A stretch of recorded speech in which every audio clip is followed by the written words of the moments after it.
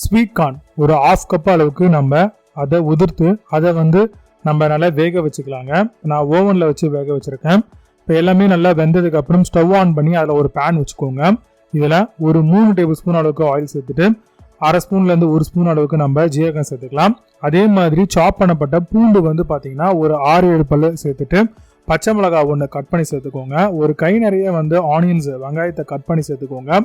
கூடவே 1/4 ஸ்பூன் அளவுக்கு மஞ்சத்தூள், ஒரு ஃபுல் ஸ்பூன் அளவுக்கு இஞ்சி பூண்டு பேஸ்ட் சேர்த்து நல்லா வதக்கி விட்டுருங்க.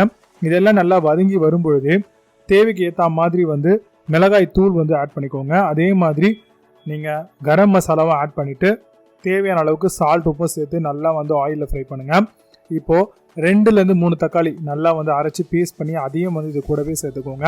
சேர்த்து எல்லாம் பச்சை வாசனை போகிற அளவுக்கு நல்லா மிக்ஸ் பண்ணிவிட்டு இப்போது நம்ம தனியா பவுடர் ஒரு 1/2 ஸ்பூன் அளவுக்கு சேர்த்துக்கலாம். சேர்த்து நல்லா மிக்ஸ் பண்ணதுக்கப்புறம் கொஞ்சமாக தண்ணி சேர்த்துட்டு தொக்கா வந்ததுக்கப்புறம் இதில் நம்ம வச்சுருக்கக்கூடிய அந்த கார்ன் வேக வச்சுருந்தோம் இல்லையா, அதை அது கூடவே சேர்த்துக்கலாம்.